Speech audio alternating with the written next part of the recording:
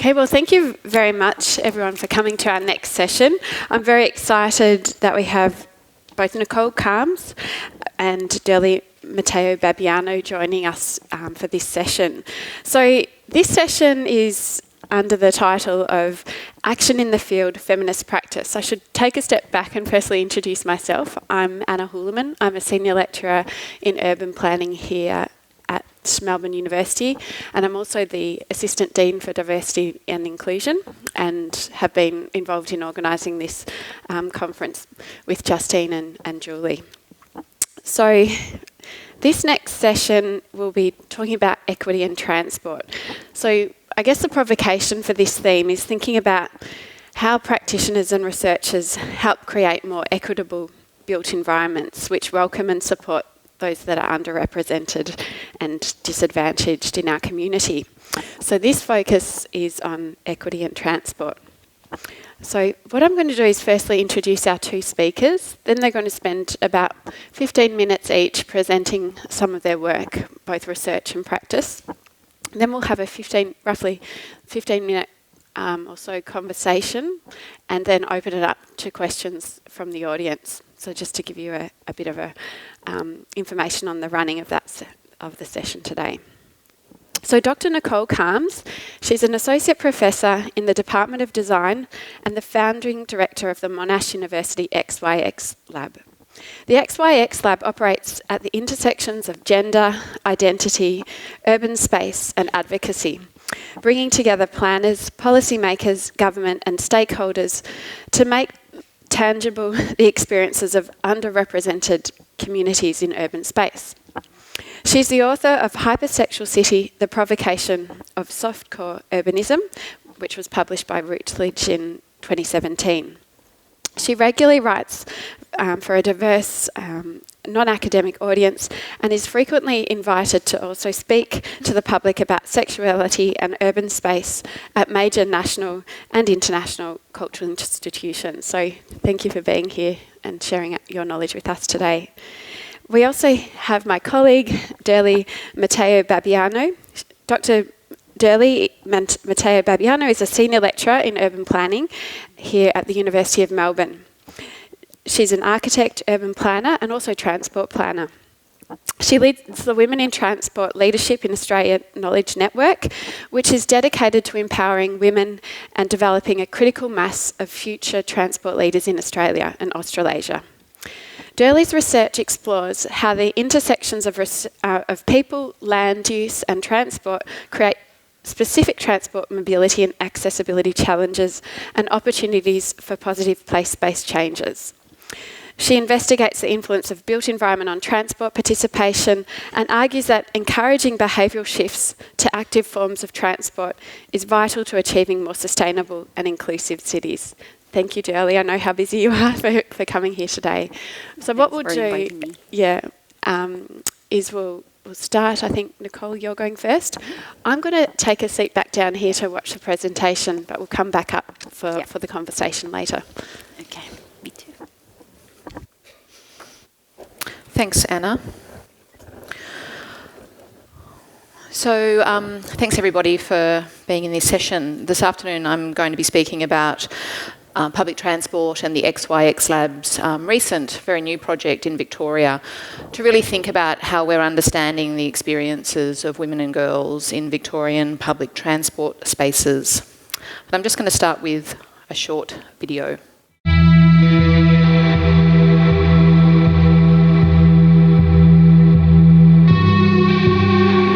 This was one of my first times out clubbing.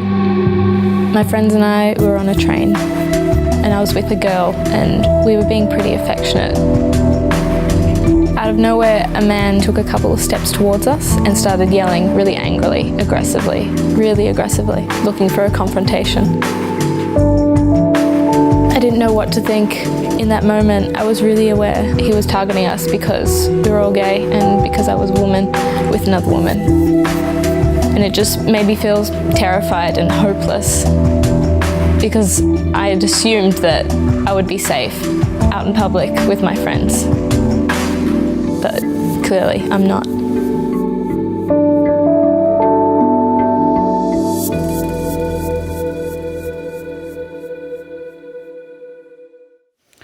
So the Monash University XYX Lab are a research laboratory dedicated to thinking about this complex nexus of gender and place.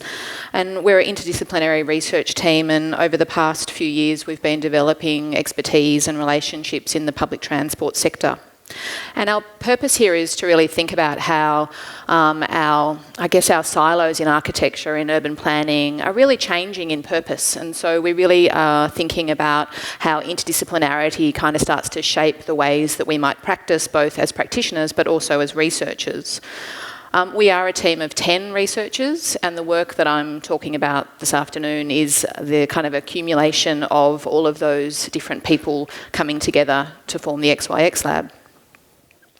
I'm going to be saying the word woman a lot this afternoon, and I do want to just notice that women are not a homogenous group, that they do represent enormous diversity in their socioeconomic background, in their sexuality, their ability and their age. And when the research that we're undertaking at the XYX Lab does include cis women, but also trans women and intersex women, and that is the kind of fullness of the use of the word women. And to that end, I think that one of the key things that the XYX Lab addresses more broadly is the fact that for many women, the limitations of their freedom and participation in public life is really about managing the violence of men. And so this particular research that I'm sharing with you around public transport is also a category of larger research that we're doing in public place. And we undertake this research with a range of different partners and organisations. We're working with architectural practices, we work a lot with local government organisations, with the Victorian state government, with NGOs, and really it's always about this relationship of thinking about how we can include the voices of diverse communities, so whether it's women and girls or the LGBTIQ community, in thinking about how we can shape public place.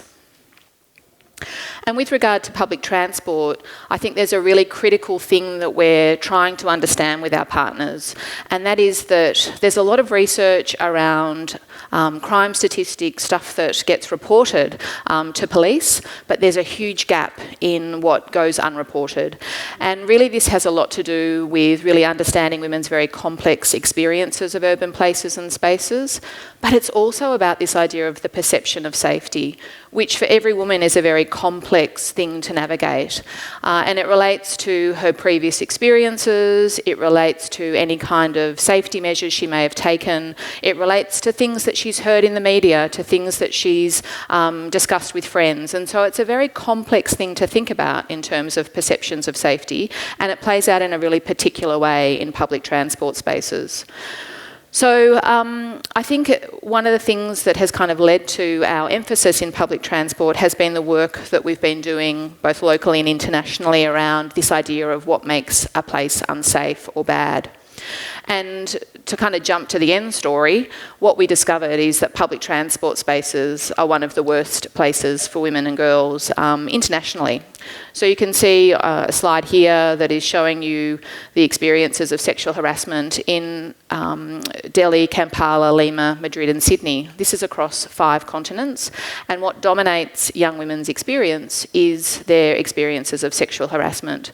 In all of those cities except Kampala, where women are at risk for their life more than they are at risk of suffering from sexual harassment. So there's something incredibly interesting about understanding that across those very diverse cultures, women are having the same experience. And so apart from the street, where women are managing sexual harassment all the time, public transport is the typology that follows in terms of negative or bad experiences, unsafe experiences for women and girls. And this is the data from Sydney in 2018. And I think alongside sexual harassment, what we start to understand is that there are other behavioural issues like unpredictable people, people that are drug affected. Of course, these people are on public transport as well, but that there are kind of material things that start to impact women and girls. So the nature of the infrastructure, lighting, things that certainly architecture and urban design are very much in control of. In our foundational research in 2016 here in Melbourne, what we were able to start to see is the ways that women were starting to describe public transport spaces.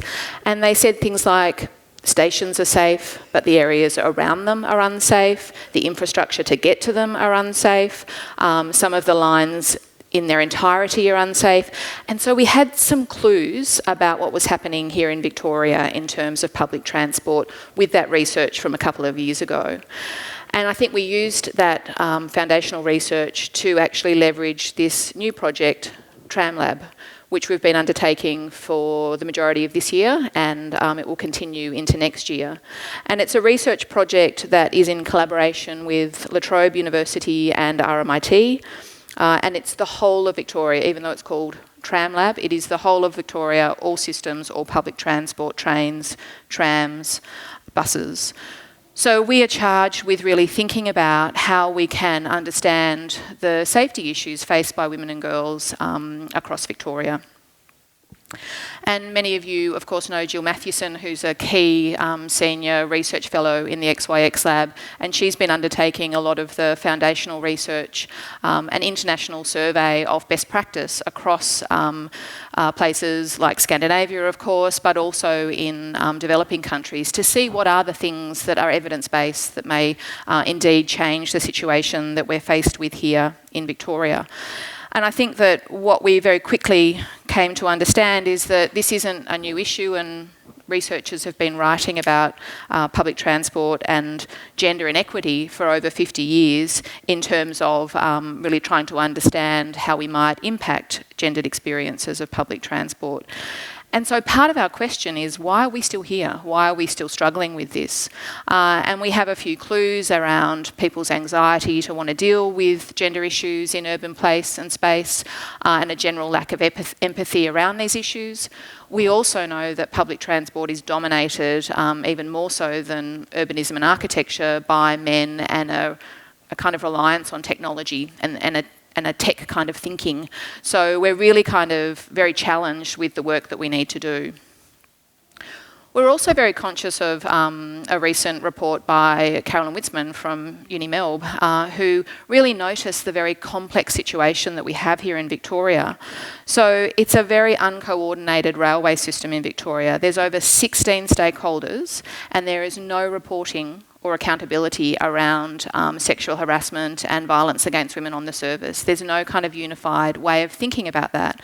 So again, a very challenging place and research project for us to be undertaking.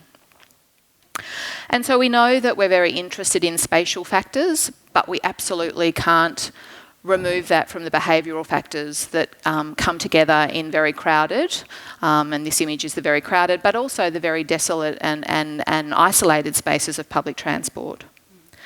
And so our aims is to really extend the emerging evidence from international best practice, and to do that through thinking about how we can improve the safety of women and girls. It's, as you know, as I've said, a multi-agency, multi-university project, but it's based in action research. So we're actually using the transport system itself and working alongside women and girls in speculative co-design methods to really think about how we can start to understand the very particular Victorian context. The XYX Lab have a raft of things that we do in urban places and spaces, and we've been developing that so it can align with the work that we're doing in public transport spaces. And listening and advocating and having women and girls at the table with policymakers is an absolute core part of the work that we do, and you'll see that in a minute when I show you the co-design activities. Applying a gendered lens is absolutely imperative, thinking about gender-sensitive training and mandating that for the people that work and operate public transport systems, understanding what it means to be a bystander, which is an incredibly complex thing. It's not just about stepping in and stepping up. There are lots of other factors which influence that. Better reporting, and really our aim is to develop a set of design guidelines that can be actioned here in Victoria as a toolkit. The team is kind of very interesting in that it covers a lot of the things that I'm talking about. So it covers the fact that access to public transport is a health issue. It covers the fact that a lot of the work we need to do is around communication and really clearly communicating expectations in public transport spaces.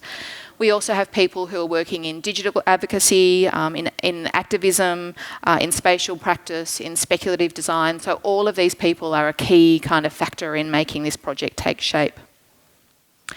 And then the stakeholders, the people that we're working alongside in our co-design activities, include women who are very active in feminist practice, but also the stakeholders themselves, the service providers, women PT users, local government and policy makers, urban planners, designers. Many of you here today are going to be at some of the co-design activities that we're running, our team, and then key influencers in this area.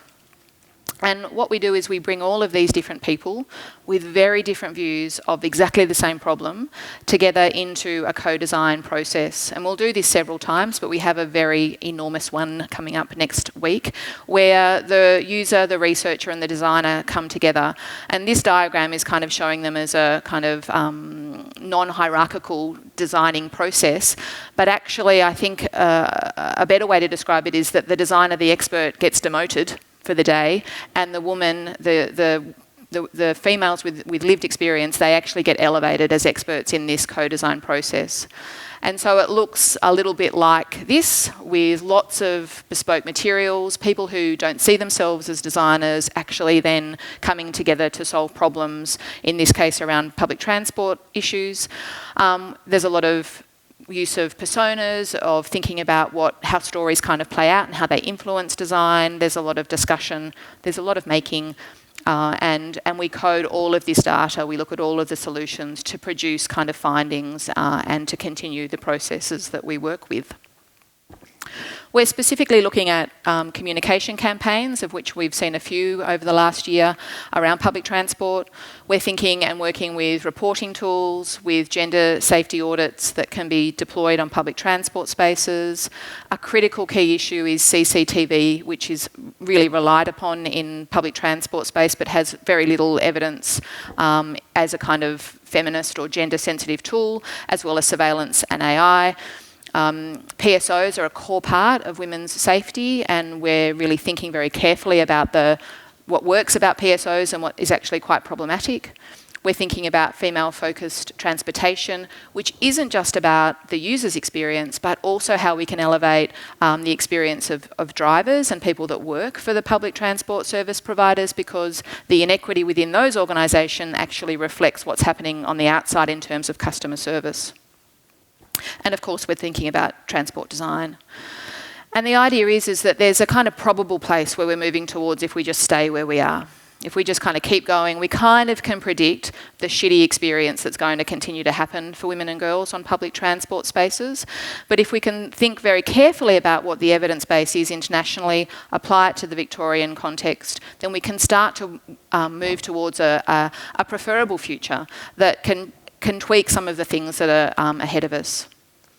And I think that one of the key things that we need to do is to be optimistic about this particular typology and the challenges faced in public transport spaces, but also we have to acknowledge that it's a really long game. So this particular tram, which is the recent art tram you may have seen out and about, and I'm sure you'll spot it if you haven't seen it yet, is the Yours, Mine, Ours tram, and it's designed by my co-director, Jean Borden.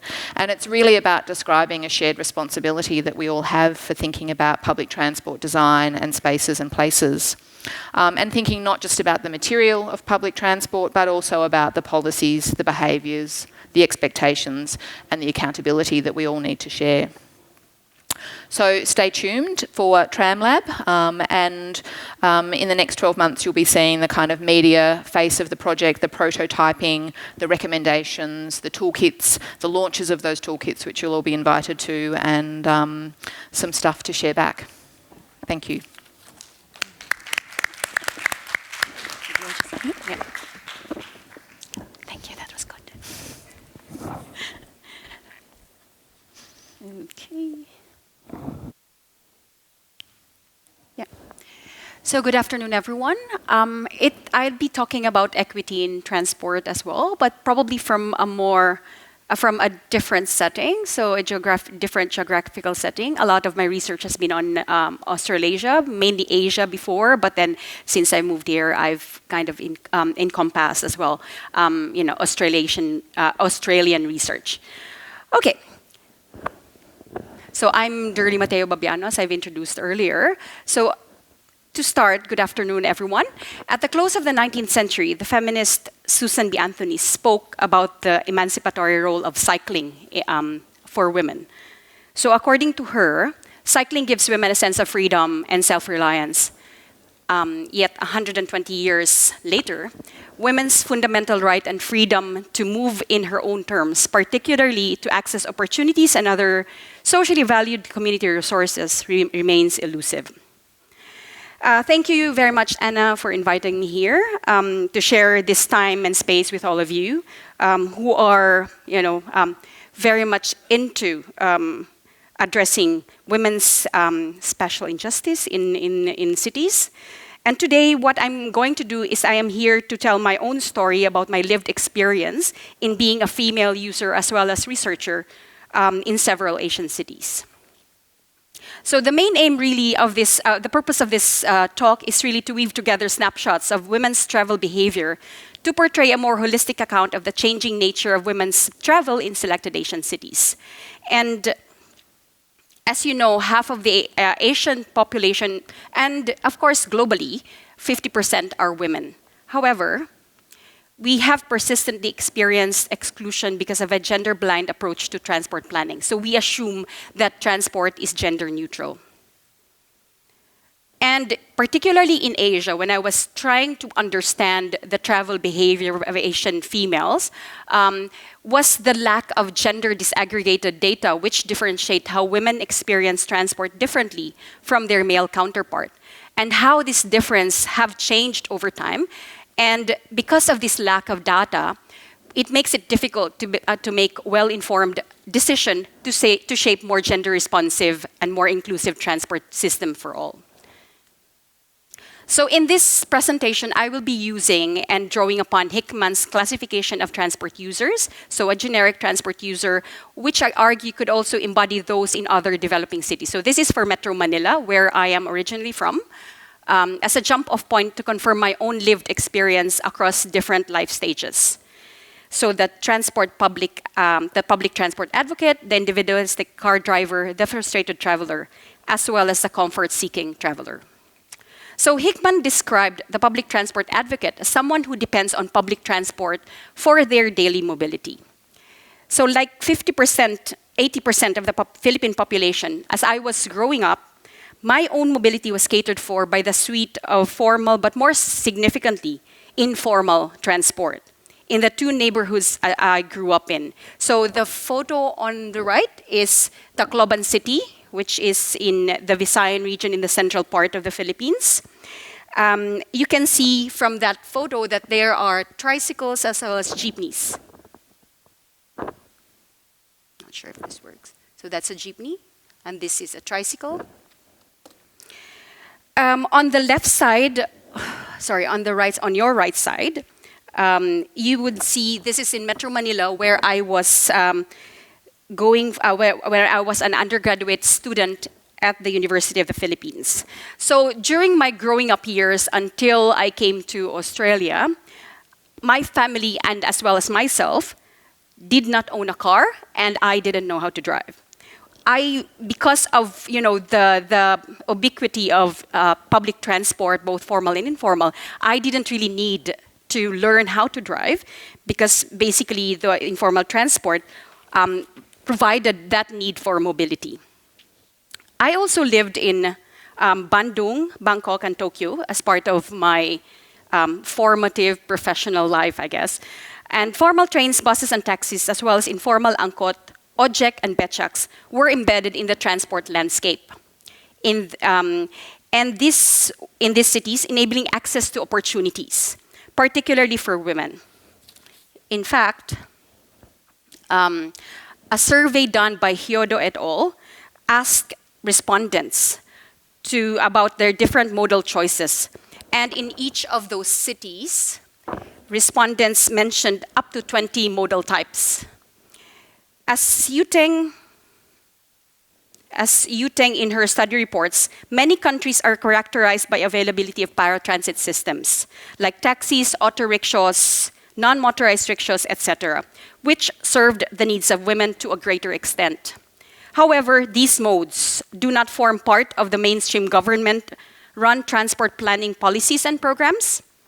In my own study, I did research, conduct a survey on female jeepney users to understand their lived experience and the purpose of using the jeepney. I also commuted by myself by the time I turned 9, something that would be frowned upon, especially with rising parental suffering here in Australia. My mother would bring me to school on her way to work, and we usually pass by a bake shop to buy my snacks. In the afternoon, she would fetch me. Sometimes we would walk my best friend to her home near our school, and we would then take the jeepney home. You see, women typically generated more trips and chained their trips as what my mother did and what I did as a mom too. Yet, this is not captured when we model transportation.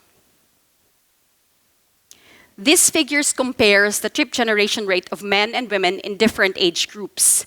So these are 4 selected cities in Asia. So Jakarta, Kuala Lumpur, Manila, I'm not sure what's Chengdu. And so in this study, the authors inferred that, so the red one is the female trip generation rate, and blue is the male trip generation rate.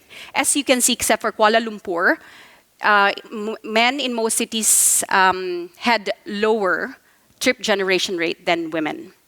And for KL, it was inferred by the author that gender norms were the large influence in this trip generation rate, so religion and culture. And you could also see that, so the one out in the outer part of the web are the age group, and then the radial lines going into that direction would be the trip generation rate. So you could see 1.7, 1.8, 1.9, etc. So you could see that when people turned from 20 years old, going into the 50-year-old bracket, women tended to have higher trip generation rate. So you could definitely infer that there are different activities that women participate in that led them to have more trips generated. So as I've mentioned earlier, women in their 20s and 50s generate more trips than their male counterparts. Yet, this is not captured within the modeling of transportation. Another study by Nang and Acker illustrated that domestic responsibilities in Southeast Asian cities has not changed significantly in the past few years. And it shows that men are making more commute trips, while women are making more non-commute trips. And women travel during non-peak period. So obviously, you can see from these different figures that definitely there is a gendering in our travel behavior. So there is a difference in travel behavior between men and women. However, because of the assumption that transportation and how we plan, transportation is a gender-neutral system, how we plan for transport sometimes discriminate one gender over the other. Another category is a frustrated traveler, someone conveying a strong sense of disappointment on the state of transport. So, Philippines, as the third most congested conurbation in Southeast Asia, the stress associated with commuting in Metro Manila particularly has been part of the lived experience of its residents, including myself. Similar to the photo on the right, I have personal experience being stuck in traffic for 3 hours. So, on your right, yeah. Along that same highway, which is EDSA, it's a circumferential road, plying a 21-kilometer distance after a heavy rain. So it started from 9 p.m. I arrived where I was staying at 12:30 in the morning. Similar because of the heavy rains. Or lining up for 5 hours, on your left, just to be able to enter the light rail transit waiting platform.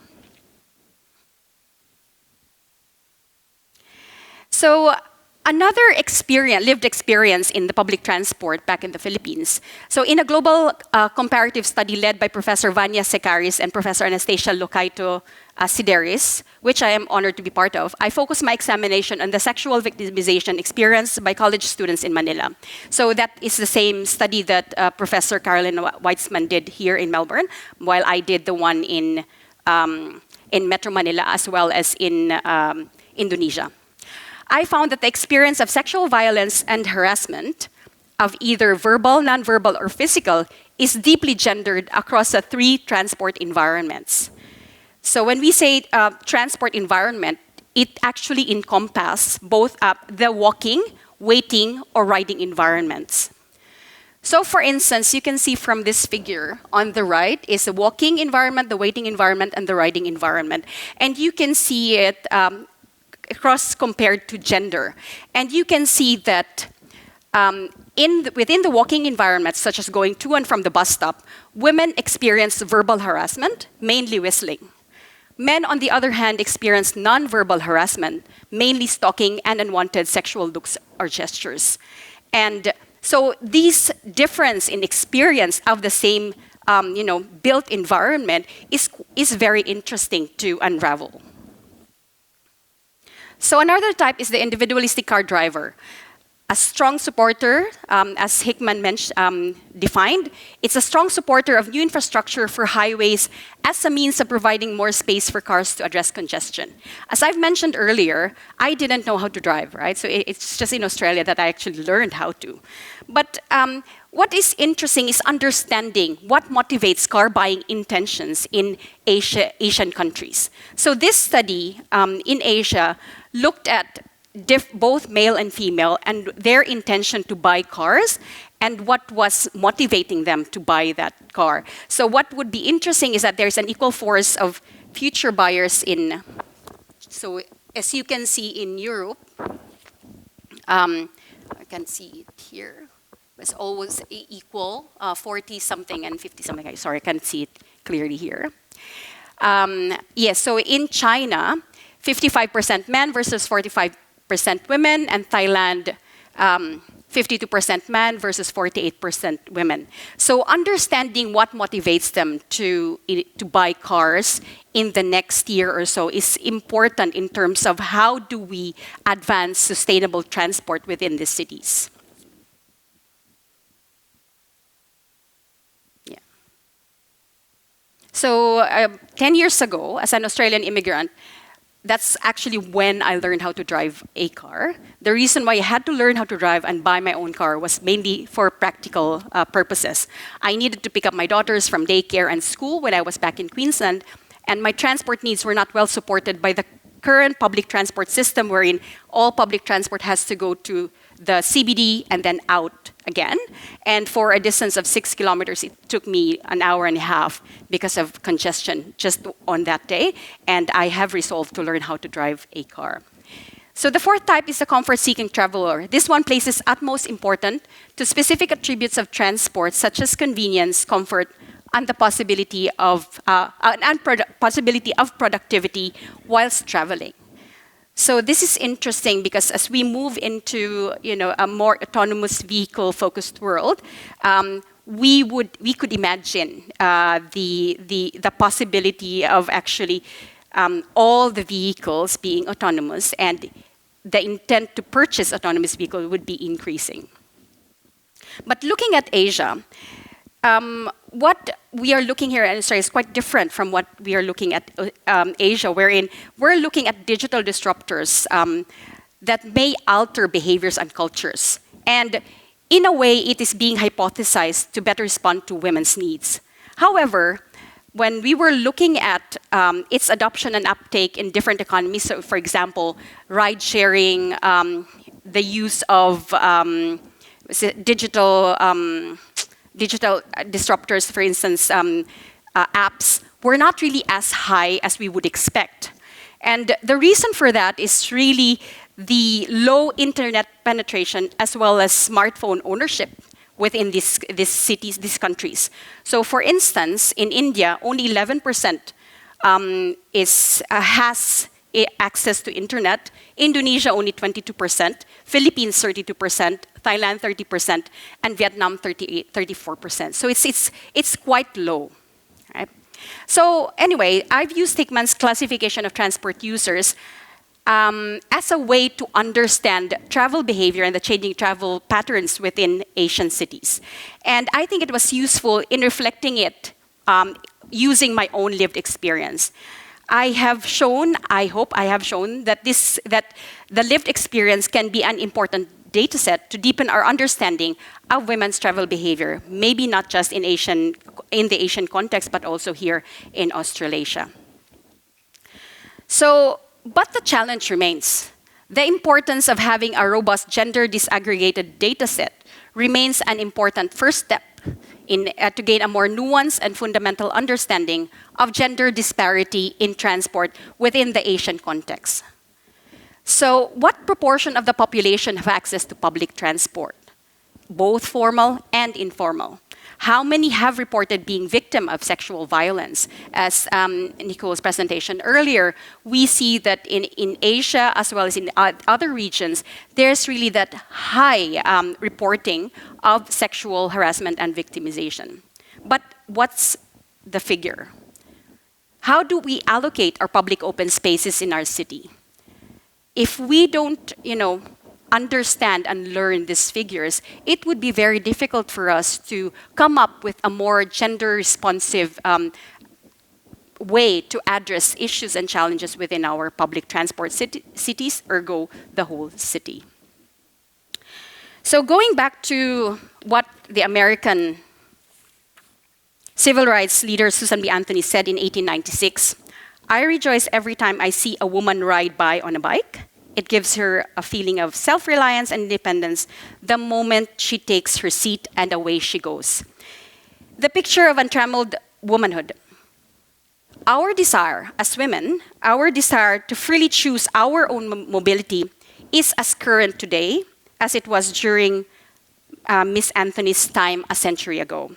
So it is a challenge for me and for everyone to use our own research as a platform for positive change. Thank you. Yeah. Well, thanks, Derlie and Nikki, for those really wonderful presentations that will hopefully launch a great discussion now. We've got about 15 minutes for us to talk. Was there anything that you wanted to build on from what you've seen in each other's presentations? Or make any commentary about that, or should we head straight into questions? I'm happy to head straight into questions, but Yep. I thought that there are lots of kind of generalisations that I kind of covered over, and thank you for being really specific about some of those things, because hopefully that was useful. Absolutely. So for me, I saw a lot of complementary things within the presentation. For instance, I've dealt on public transport safety, so the transit safety issue, and I saw that, how it could be looked at or examined at the micro scale. So for instance, the walking environment and access to the and riding environment, and how those experiences are actually very different. And if we are ever able to understand at the micro this issue or phenomenon at the micro scale, it would be easier to provide some solutions at the interim as well as long term. Absolutely. Strategies, yeah. And as a planner, I sat there thinking about how much of this is about the design of our cities and the spatial arrangement of land use within that. And really from your personal experience, Derlie, in the cities that you've lived in, how that enables a sustainable transport use or not. And particularly quite saddened by the fact that once you came to Australia, that's when you needed to learn to drive a car and use a car. So it got me really thinking about how important this is on so many different levels: policy, planning, and also the way we as a society treat women in public spaces, which I think your talk, Nikki, in particular, really demonstrated. So I think we should open for questions so that we can really respond to issues that you want to discuss and the questions that you have for our speakers. Any questions so far? Yep, down here. I've got a question in regards to the use of CCTV and facial recognition as a tool to prevent violence, and I was just interested in your opinions on that sort of technology? Well, we've done a fair bit of research on the efficacy of CCTV camera from both women's perspectives, but also really looking quite deeply at how effective it is. And so I think for a long time they have thought that CCTV camera does deter crime, but actually that evidence is quite thin. But certainly the research we've done with women and girls is telling us that CCTV camera just makes them feel less safe. So that's kind of really interesting. And we can speculate that that's for a couple of reasons. So we think that it's because it's a forensic tool. So when we see lots of gender-based crimes that happen in the media, it's always through the lens of this kind of CCTV camera, which women really carry that with them when they're navigating public space, those kind of images. And so they see the camera and they think there's a reason for me to feel unsafe. And so it's that kind of, again, perceptions of safety.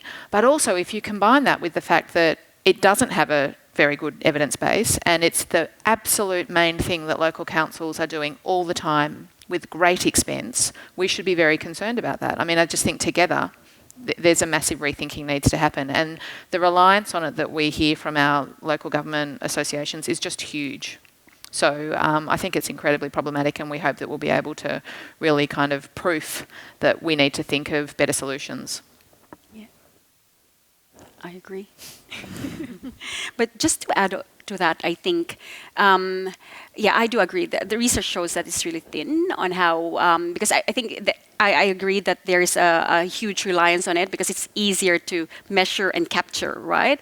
But also understanding holistically what kind of city do we aspire to have, I think is a better question. And if we have that question, if it's a safe city, if it's a city for everyone, then we could have, I think, a more robust solution, not just addressing safety, but addressing how could we have a better city for everyone, inclusive, safe, resilient, and how does it look like? And definitely it would address safety, but at the same time, all the other aspirations we have as a city, as a society.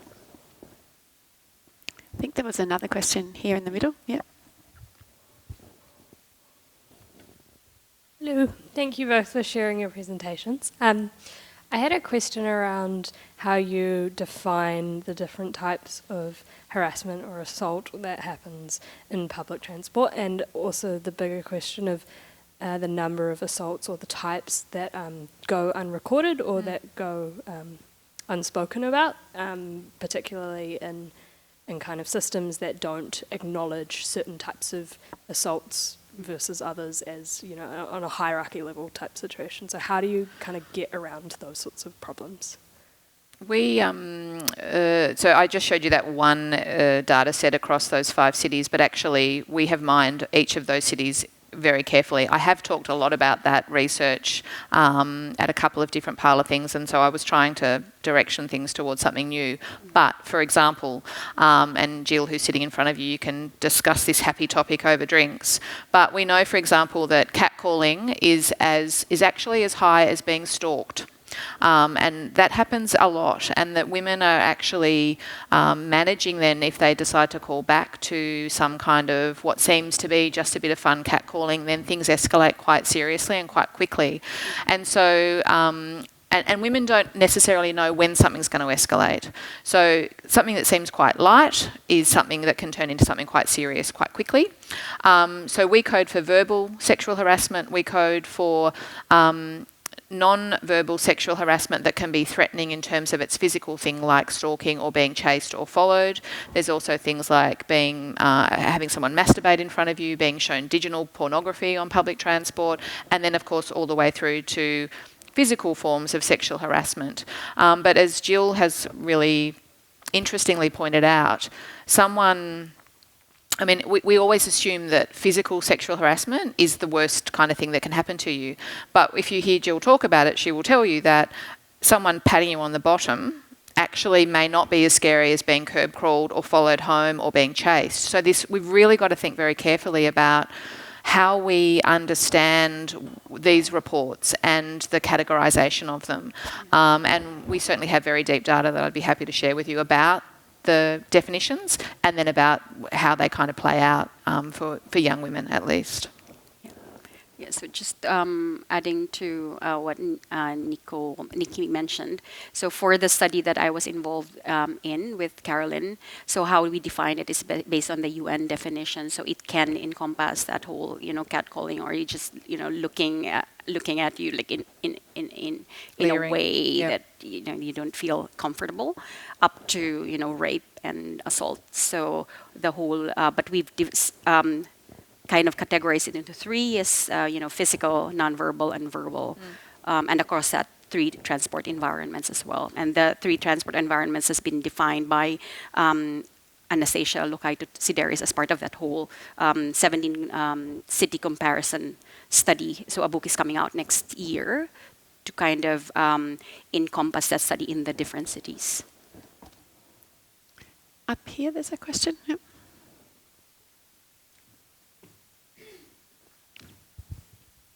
Thank you very much for your presentations. I have the pleasure of working in the construction industry like Natalie, and I have had a role to play on the cultural task force there too.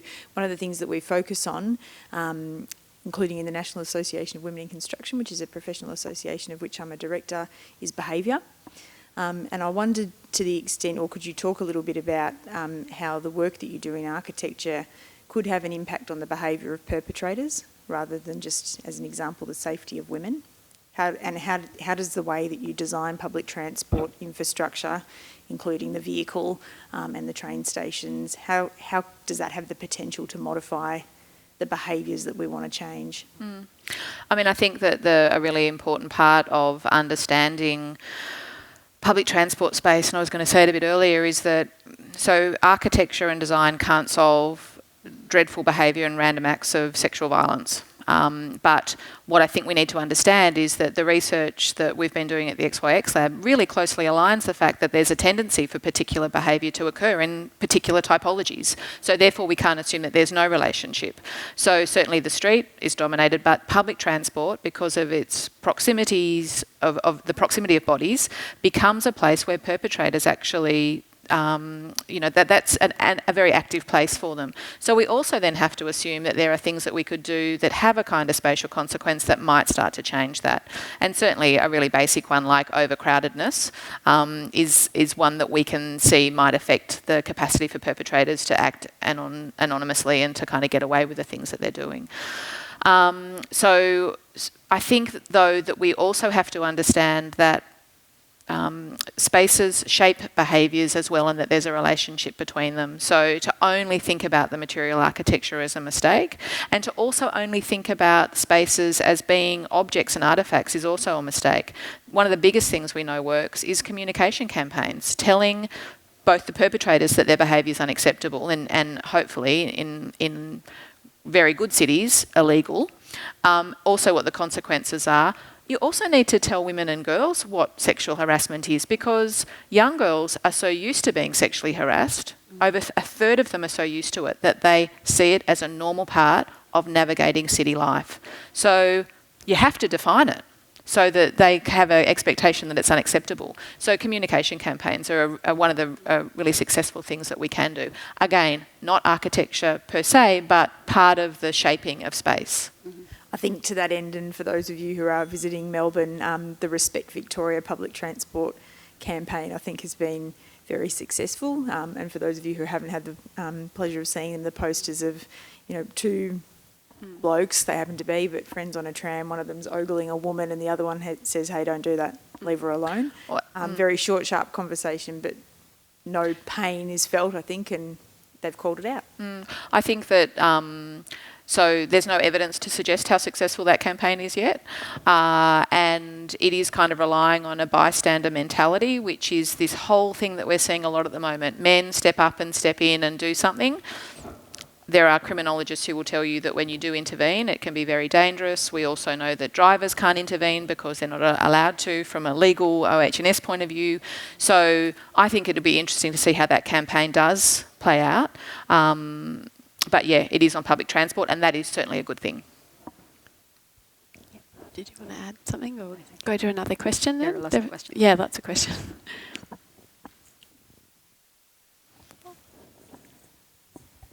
Hi, I'm just following off that previous questions, probably for more you, Nicole. I've read your book in PhD, Hypersexual Cities. You and my mother have. That's very good. Yeah, it was very good. I was just wondering, like, when you're speaking about, like, I guess, like, media space, I think you use that term in your book, and it's talking about how, for example, advertisements and even, advertisements, either mobile, like moving or stationary, affect, I guess, how identities essentially, like, interact with each other. What, like, for example, there's one of the Calvin Klein ad, like, how much power, I guess, and influence do you have, or even, like, what department, like, I know, that it's a whole, it's advertising, it's PR, marketing, architecture isn't in that, like, we have, like, what, how much, like, power and how much, like, say do we have to change something like that, if that makes sense? Well, I think that, so I'm a middle-aged person writing about hypersexualised advertising in public spaces, and I was actually really surprised when we started working with young women that they actually called that out as well. So women talk about standing in a tram stop next to a hypersexualised advertisement and being curb crawled and sexually harassed. And they understand that there's a proximity between that kind of booby sexualised image, them standing there as a sitting duck and waiting, as Derlie said, and this kind of triangulation that occurs. And actually, we also can see internationally that some cities are banning hypersexualised advertisement. And one of the key things that I think we're exploring in this workshop next week is whether or not there's a capacity for us to, we actually think that there should be no hypersexualised advertising in tram stops or in public transport spaces because of the expectations that start to arise from that. We start to expect women to behave in particular ways when she's standing alongside a hypersexualised image. And if we can avoid that, why wouldn't we? So I think that there will be media people that say there's so much advertising that we see none of it. But I think we'd be stupid to assume that there's not some kind of gendered, stereotypical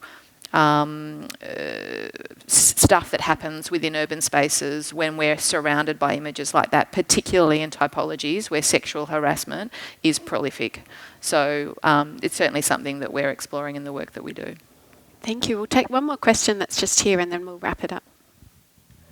I'm interested in knowing what are your suggestions for training and gender sensitization of the police and the drivers and all other agencies which are on the periphery of transport. Yeah, so this is more of a personal views of mine rather than a evidence-based kind of suggestion or recommendation. So I think it's really important to have some kind of competence and respect as well. I think respect is very important, and inculcating a culture of respect takes time. And we need to, start somewhere. It's not about, I think, yes, we need to kind of look at, how media advertises, and I think that's one of the way that we can intervene, but at the same time, really it's about that changing behavior towards increasing respect and coming up with strategies to support that. And it could be, through trainings and some kind of competence. Yeah. I think just very quickly, the major thing that is happening at the moment is that women are reporting to PSOs and to police, and they're not taken seriously, and women don't report for that exact reason. So if we mandate gender-sensitive training for every person that is working in a public transport space so they know how to respond to a disclosure of sexual harassment or assault in a gender-sensitive way that's appropriate, that allows women to feel believed and includes all of those gender issues that we know need to happen when women want to report, then we're in a much better place to start to gather accurate data about what's happening. So, and it can't just be, an online fucking thing that you just do for 20 minutes and you've done it and it's over. It has to be ongoing. The technology around there's a lot of gender harassment that's happening in through technology now. So we can't just kind of do it once and not expect to be doing it over and over again. And so it has to be something that happens regularly. Just wanted to add as well. So with the study, when we were comparing, Melbourne as well as Metro Manila and the other cities, what was interesting to see was the reporting habit. So it was quite high here in Melbourne. So I think 70% reported to the police. But what was interesting in Manila, almost no one reported. And it would be reporting to their families rather than anyone else. And it's because of a lack of trust on, the system. And I think, we need to kind of improve that.